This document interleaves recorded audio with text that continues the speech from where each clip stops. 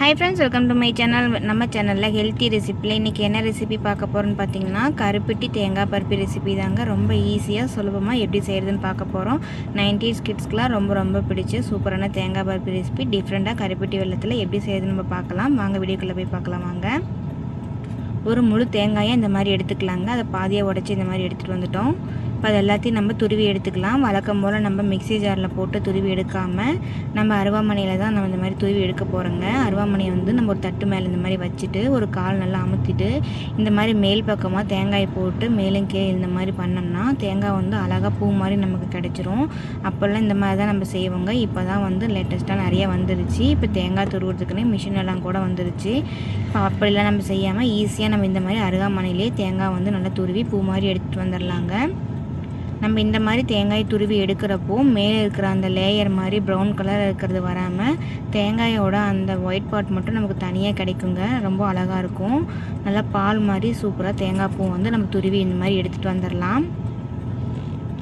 யாரெல்லாம் இந்த மாதிரி அருவாமனையில் இப்போ தேங்காய் பூ வந்து துருவி எடுத்துருக்கீங்கன்னு மறக்காமல் கமெண்ட்டில் சொல்லுங்கள்.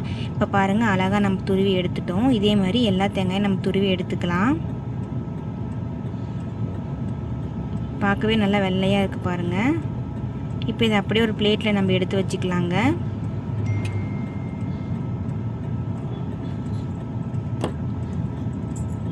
இப்போ இந்த துருவன தேங்காயை அப்படியே நம்ம தேங்காய் பருப்பி செய்யாமல் வானலில் ஒரு 2 ஸ்பூன் அளவுக்கு நெய் இல்லைன்னா சமைக்கிற ஆயில் வந்து சேர்த்துக்கலாங்க. நான் வந்து ஆயில் தான் சேர்த்துருக்கேன். அது லைட்டாக சூடானதுக்கப்புறமா மீடியம் ஃப்ளேமில் வச்சு தேங்காய் வந்து துருவி எடுத்து வச்சுருக்கிற எல்லா தேங்காயும் நம்ம இது கூடவே சேர்த்துக்கலாம். சேர்த்துட்டு மீடியம் ஃப்ளேமில் வச்சு நல்லா வறுத்து எடுத்துக்கலாங்க. தேங்காயில் வந்து ஈரப்பதம் இருக்கிறதுனால நம்ம நல்லா வறுத்து எடுக்கிறப்போ நல்லா பொலன்னு பூ மாதிரி கிடைக்கும். அதுக்காக தான் நம்ம வறுத்து எடுக்கிறோம்.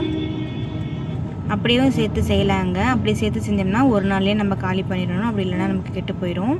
நம்ம இந்த மாதிரி எண்ணெயில் போட்டு வறுத்து எடுத்து தேங்காய் பருப்பி செய்கிறப்போ 2-3 நாள் வச்சு சாப்பிட்லாம். ரொம்பவும் டேஸ்ட்டாக இருக்குங்க.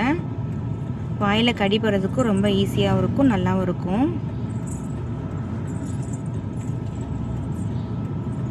தேங்காயில் இருக்கிற ஈரப்பதம்லாம் போய் நல்லா நம்ம கரண்டியில் இந்த மாதிரி வறுத்து எடுக்கிறப்போ நல்லா ஈஸியாக கரண்டியோட தேங்காய் பூ வரணும். பார்க்கவே நல்லா பொலன்னு இருக்கும் பாருங்கள். ஃபஸ்ட்டு சேர்த்துனதுக்கும் இப்போவும் நல்லாவே டிஃப்ரெண்ட் உங்களுக்கு தெரியும். மீடியம் ஃப்ளேம்லேயே வச்சு வறுத்து எடுத்துக்கலாங்க. ஹை ஃப்ளேமில் வச்சு எடுக்க வேண்டாம், கருகிரும். நம்ம மீடியம் ஃப்ளேம்லேயே வச்சாலும் அடியில் நல்லா இந்த மாதிரி கொஞ்சம் லைட்டாக ப்ரௌன் கலர் இருக்குது பாருங்கள். இப்போ தேங்காய் எல்லாத்தையும் நம்ம வறுத்து எடுத்துட்டோம். இப்போ சூடு ஆறட்டும். இப்போ பாகு காய்ச்சிக்கலாங்க. இந்த கப்பில் ஒரு 1/2 கப் அளவுக்கு கருப்பட்டி வெல்லத்தை தட்டி சேர்த்துருக்கேன். இப்போ 1/4 கப்புக்கும் கம்மியாக தண்ணி கம்மியாக சேர்த்துக்கோங்க.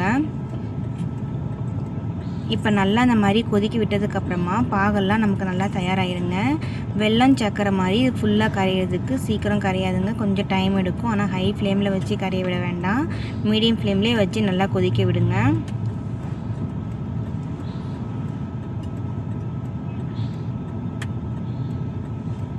கருப்பட்டி வெல்லத்தில் அவ்வளோ நன்மைகள் இருக்குங்க. நம்ம வந்து இந்த கருப்பட்டி வெல்லத்தை வந்து பெண்கள் மாதவிடாய் காலத்தில் ஏற்படுற வயிற்று வலி பிரச்சனை இருந்ததுன்னா கண்டிப்பாக கருப்பட்டி வெல்லத்தில் கொஞ்சமாக இஞ்சி சேர்த்து நல்லா காய்ச்சி குடிச்சிட்டு வந்தீங்கன்னா அந்த வயிறு வலி ப்ராப்ளமே நமக்கு இருக்காது. இப்போ வெல்லம்லாம் கரைஞ்சதுக்கப்புறமா 2 ஏலக்காயை தட்டி இது கூட சேர்த்துக்கலாம். ஃபஸ்ட் இருந்ததுக்கும் இப்போ இருந்ததுக்கும் பாகு நல்லாவே கெட்டியாக மாறிடுச்சு பாருங்கள். பாகு நமக்கு தயாராகிடுச்சு அப்படின்றதுக்கு எப்படின்னு பார்த்தீங்கன்னா நம்ம இந்த மாதிரி எடுக்கிறப்போ நல்லா தண்ணி மாதிரி இருக்குது இல்லைங்களா. கடைசியாக பார்க்குறப்போ நம்ம கரண்டியோட நல்லா கிண்டி எடுக்கிறப்போ பாகு அப்படி ஒரு பக்கமாக நமக்கு வருங்க.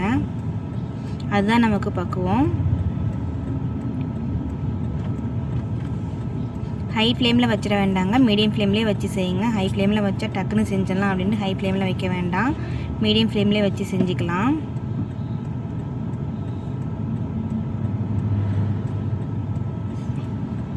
இப்போ பாருங்கள் பாகெல்லாம் நமக்கு ஒரு பக்கமாக அப்படி பாத்திரத்தோடு நமக்கு வருது. ஃபஸ்ட் இருந்ததுக்கும் இப்போ இருந்ததுக்கும் நல்லாவே டிஃப்ரெண்ட் தெரியும் பாருங்கள். இப்போ இந்த ஸ்டேஜில் நம்ம வறுத்து எடுத்து வச்சுருக்கிற தேங்காய் பூவையும் நம்ம இது கூடவே சேர்த்துக்கலாங்க.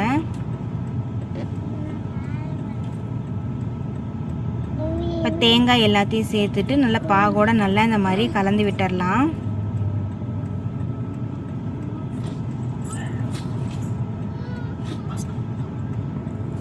இப்போ பாருங்கள் கருப்பட்டியோட நம்ம தேங்காய் பூவையும் சேர்த்துட்டு நல்லா இந்த மாதிரி கலந்து விட்டுட்டோம். தேங்காய் பருப்பி நமக்கு தயாராகிடுச்சுங்க. அது அப்படியே சூடு ஆறட்டும்.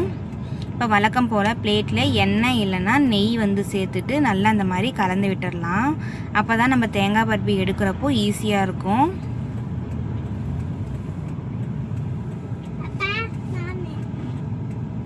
இப்போ செஞ்சு வச்ச தேங்காய் பர்பி எல்லாத்தையும் நம்ம இந்த பிளேட்டில் மாற்றிக்கலாம். நம்ம ஹை குவான்டிட்டியாக செய்யலைங்க, கம்மியான குவான்டிட்டியாக தான் செஞ்சுருக்கோம்.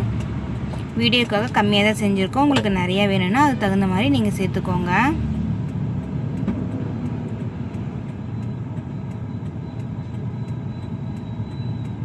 இப்போ தேங்காய் பருப்பு எல்லாத்தையும் நம்ம இது கூட சேர்த்துட்டோம். இருக்கிறது எல்லாத்தையும் ஸ்பூன் வச்சு நல்லா இந்த மாதிரி சேர்த்துக்கலாம். சூடாக இருக்கிறப்பே நம்ம தேங்காய் பருப்பி தட்டிக்கிறோங்க. ஆறுனதுக்கப்புறமா அது செட் ஆயிரும். அதுக்காக தான் ஸ்பூன் வச்சு நமக்கு எந்த அளவுக்கு தடிமனாக வேணுமோ அந்த அளவுக்கு நம்ம தட்டி எடுத்துக்கலாம்.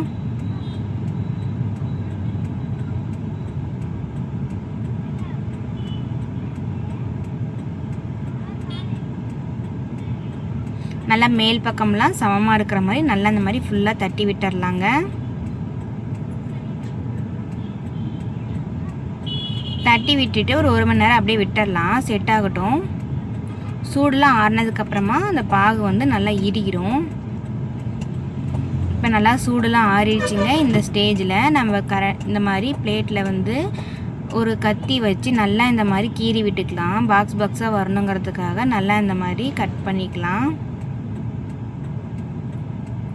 நம்ம வெல்லம் சர்க்கரையெல்லாம் செய்கிற மாதிரி ரொம்ப கட்டியாலாம் இது ஆகாதுங்க. கொஞ்சம் இலக்கமாக தான் இருக்கும், நல்லா ஜூஸியாகவும் இருக்கும். நீங்கள் வந்து தேங்காய் பருப்பியாகவும் இது காய வச்சு எடுத்துக்கலாம். அப்படி இல்லைன்னா நீங்கள் அப்படியே கூட இது செஞ்சுட்டு உருண்டை பிடிச்சி அப்படியே கூட சாப்பிட்லாம். ரொம்பவும் நல்லாயிருக்குங்க. பெண்களுக்கு வந்து கருப்பட்டி வெல்லம் அடிக்கடி சேர்த்துக்கோங்க, வயிற்று வலி பிரச்சனையும் இருக்காது. ரொம்ப நல்லதுங்க.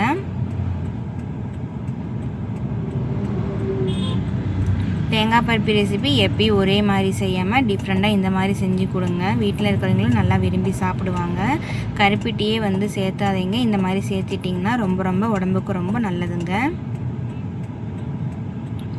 நல்லா ஜூஸியாக சூப்பராக தேங்காயில் செஞ்ச கருப்பட்டி தேங்காய் பருப்பி சூப்பராக நம்ம தயார் பண்ணிட்டோங்க. ரொம்ப ஈஸியாக செஞ்சிடலாம். செய்யவே தெரியாதீங்க கூட ஒரு டைம் வீடியோ பார்த்துட்டு நீங்கள் செஞ்சிங்கன்னா ரொம்ப அழகாக வந்துடுங்க. ரொம்ப ஈஸி தான். நீங்களும் உங்கள் வீட்டில் இதே மாதிரி ட்ரை பண்ணி பார்த்துட்டு எப்படி இருக்குன்னு எனக்கு மறக்காமல் கமெண்ட்டில் சொல்லுங்கள். இந்த வீடியோ பிடிச்சிருந்ததுன்னா மறக்காமல் நம்ம சேனலை சப்ஸ்கிரைப் பண்ணிவிட்டு லைக் பண்ணிக்கோங்க ஃப்ரெண்ட்ஸ். அப்படியே உங்கள் ஃப்ரெண்ட்ஸ் அண்ட் ஃபேமிலிக்கும் ஷேர் பண்ணி விடுங்க. இதே மாதிரி டெய்லி ஹெல்த்தி ரெசிப்பியாக நம்ம வீடியோவில் பார்க்கலாங்க. அப்படியே நம்ம சேனலுக்கு சப்போர்ட் பண்ணுங்கள் ஃப்ரெண்ட்ஸ். ஒரு சூப்பரான கருப்பட்டியில் செஞ்ச தேங்காய் பருப்பி ரெசிபி எப்படி செய்யுது நம்ம இந்த வீடியோவில் பார்த்தோம். இந்த வீடியோ பிடிச்சிருந்தா மறக்காமல் நம்ம சேனலை சப்ஸ்கிரைப் பண்ணிவிட்டு லைக் பண்ணிக்கோங்க. தேங்க்யூ.